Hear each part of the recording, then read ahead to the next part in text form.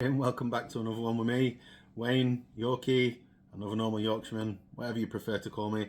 In this one, I'll be honest, I've got very little in the way of PS1 pickups on this one anyway. I'm going to just cut it straight and honest with you. I've been a little bit disheartened with collecting as of late, mostly because the area I live in, I live as far southwest as you can possibly get in this country before you start hitting the water.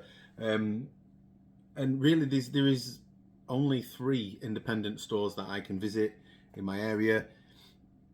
I've pretty much purchased everything they've got PS1 wise, and anything that I want really. So my only choice really is CEX before I have to start heading up the line, traveling to more further away places. But even then, the next nearest one I'm aware of is a 2-hour round trip. And I don't really want to have to spend 2 hours going to a shop just to go, oh yeah, they might have something I want or they might not. So it brings me as to why I've been a little disheartened anyway. Basically, as you know, I get a lot of stuff from charity shops and I move it on. I'm not a reseller. I don't want to be one of those people. I just tend to get stuff that I know I can turn a trade value profit at CEX. Because as anyone knows, PS1 games are not cheap. And I'm just literally spend low and trade it in to get some voucher to get these games. Preferably the higher, more expensive ones from CEX, because they tend to be the ones in better condition. But lately I ordered a game Thursday last week, and it took until Sunday evening for them to cancel my purchase with a not fit for purchase, or not in saleable condition is the words they used, sorry. If it's not in saleable condition, why take it in the first place? No.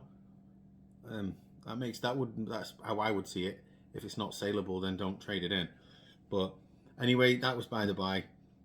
So I ordered another expensive game, Tombi 2. Anyone who's seen, or Toomey 2, however you pronounce it, anyone who's seen the short I did a while back, they sent me one in really bad condition, like it didn't work, the manual was battered, the case was smashed, and it was covered in grime and I don't know what it was, man juice, let's just say.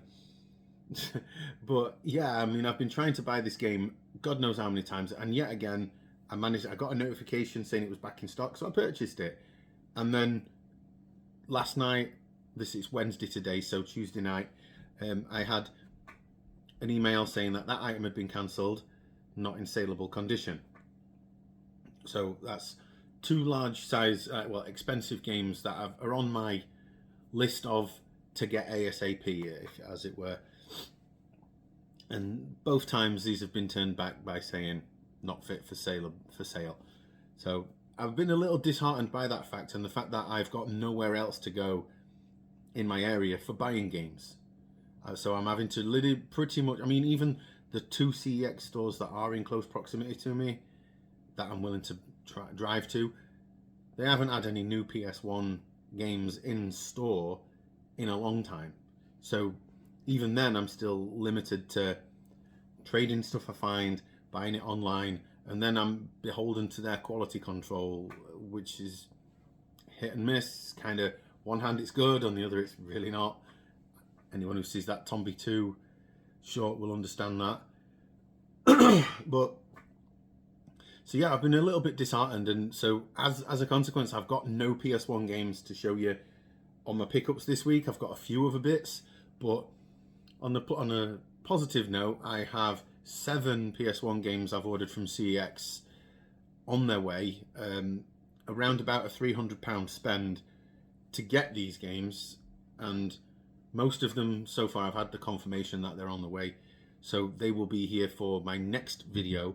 So I'm hoping my next video will be over the weekend. So yeah, I'm apologies for anyone that wanted to see some of that luscious box opening magic, but I haven't got none for you today, but I'll have some of that in my next video. But anyway, enough of that. So we'll get into the stuff I do have. I have quite a few good bits actually. Again, charity shops have been an absolute win for me.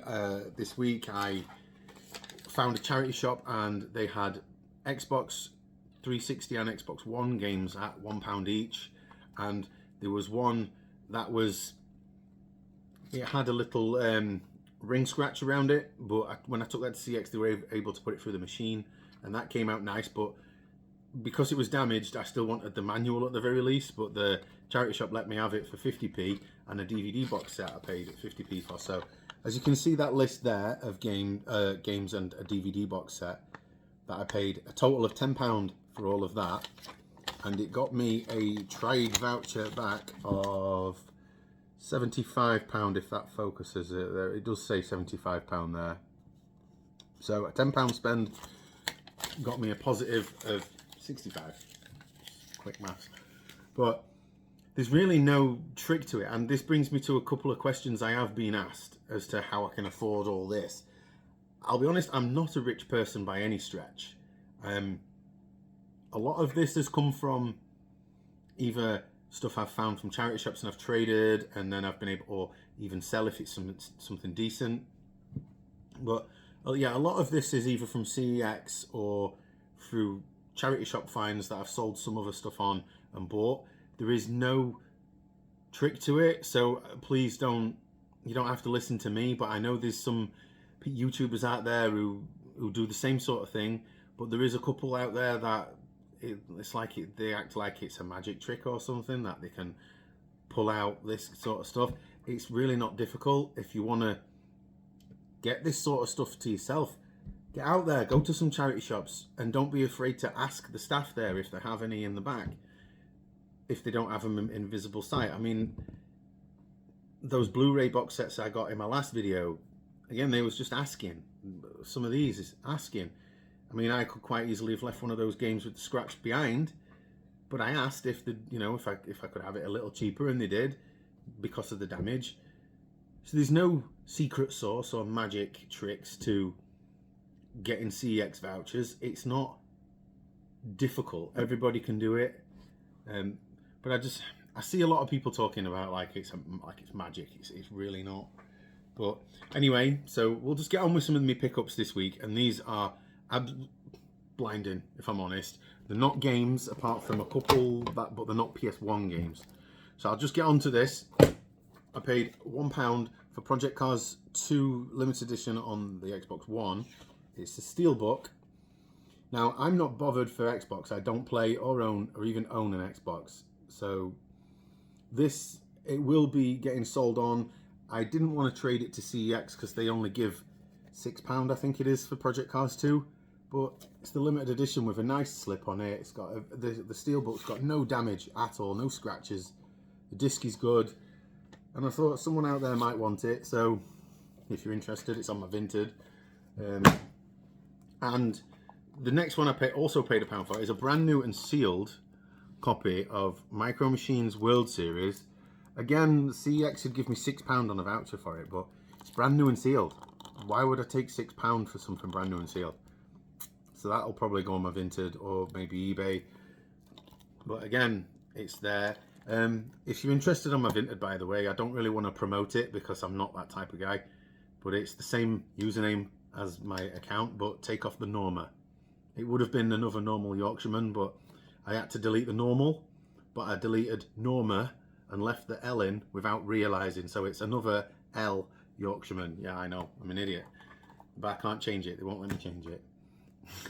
But anywho, another purchase I got for, I paid £10 for this, and the sole reason I did is just because it's got some PlayStation cardboard, and it's the Game of the Year edition of Borderlands 2 with all the DLC on a disc, which when the PlayStation store closes in the future, not too far off I would imagine, that'll probably carry a bit of weight to it, in all fairness. I mean, I've already got Borderlands 2 and I've platinum trophied the game, so I've got no incentive to visit it. And as you can see, I'm not really that bothered about PS3 games. I've got all my other ones are upstairs on another unit similar to this, but my pride and joy is this stuff, not the other one. So yeah, I just thought all in all it was a good find. Again, I do like the PlayStation cardboard. These were freebies from a charity shop purely because they were damaged, but I'm savvy with repairing stuff. I've got a pink DS, but it's got a smashed hinge there. And the bottom screen, I've got a charger and I've tried to charge it. The battery in this doesn't seem to hold the charge, and the bottom screen won't calibrate. It's way off, but the top screen is mint. Like, no damage to the top screen at all, which brings me to this white one that I paid a couple of pounds for, like literally £2. The top screen on this, it's like it's been squashed, so there's like the liquid crystal leak that happens on there. It's got that, so I've ordered the tri-wing screwdriver and I'm gonna butcher 2 DS's into one working one for my little one. I'm not gonna trade that in, but yeah, that'll be for my little one. She's obsessed with Disney and stuff at the minute, so that'll be good for her. Some PlayStation 1 memory cards, and if you've been watching my older videos, you know I've got a bit of a thing for the 90s retro clear plastic colours. So I've got a red clear plastic PS1 memory card, paid £5 for that. A blue with a Final Fantasy sticker on it, clear plastic memory card, again paid £5 for that. And a green one, and again paid a £5 for that. I'm trying to find a yellow one, but that's been a little bit difficult as of late. But I know CEX sell them for a silly price, and I ain't buying them from them. But 1 second, I'm trying to elastic band these three together so I don't lose any. And my favourite finds of this past week have got to be clear plastic controllers. So I have a midnight blue clear plastic controller, pay £15 for that. It just needs a clean up. Like anybody you can see is just going to have a bit of muck on there. Looks needs cleaning, but I think that colour's pretty sweet, so I like that one. So that one by the way they'll go on display with all my other coloured ones up there. I've got blue, green, pink, all different ones up there, but it is what it is. A red clear plastic controller. The red one's probably my favourite out of all of them. I mean, I don't really have a favourite colour per se, more blue if I do, but I just think the red it stands out. And it's that 90s aesthetic of the clear plastic. It looks amazing, to me at least anyway. I have this is another clear one I got. Again, it just looks pretty cool. This one got a bit of yellowing to it, so I think this has probably been in a smoker's house at some point, but I'll disassemble it and give it a good cleaning with isopropyl alcohol. Why not? And my favourite one, it's not one for me to play because I don't want to break it, but I've never seen this colour before. That one. My actual favourite is the red one, but this one just purely out of the fact that I've never seen it before. It is an official one, as you can see there. I've looked at these online and CEX sell these for £42, paid £15 for it. So consider that a win on that one. Also, another question I've been asked about is I'm going to be doing gameplay videos and such. I don't know if that's something everybody's really interested in, but I figured I will do at some point, but I'm going to wait until I can get a different CRT TV, because the one I currently have, when I play PlayStation 1 games and I record it, when I listen to it back, there's a high-pitched sound in there. I don't know why that is, what's causing it. Well, I assume the TV's causing it, obviously, but I don't know how or why it does that. So if that's something I'm going to do, I'll wait until I got another CRT, or I'm going to wait, maybe I've got a small monitor just behind the camera here. I'm going to get a SCART to HDMI, see if I can work that out, because I know I can play it on my PS3, but I don't want to. I want to play it on original hardware. But yeah, I've been playing Gran Turismo 2 loads lately, and I'm really into that. But I've nearly finished it. I've got endurance races to do, and sitting and staring at a CRT on a race for 2 hours at a time, don't know how my eyes are going to cope. But anyway, that's this one, I believe. I haven't really got anything else to say that you want to listen to, at least anyway. But I know this one might be a little disappointing for you that want me to be PS1, and it would have been if my orders had have been processed with CEX. I mean, there was another one that was ordered on Thursday, and I only got the dispatch email this morning, so it's like Thursday of last week and it's now Wednesday, so 6 days to dispatch a game. as you can see, this is why I've been a little disheartened with it all as of late. But I'd really like to go on a bit of a trip and explore more, but it's not always easy doable when I've got a family to consider and finances, really. I mean, I live at the far end of Cornwall. Anybody that knows Cornwall, it's a long old slog to get down here.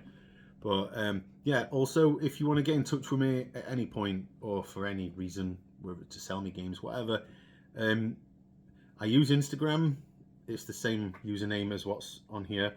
I don't use Facebook or anything. I'm not one for that. But yeah, that's it, I guess. Enough of me chuntering.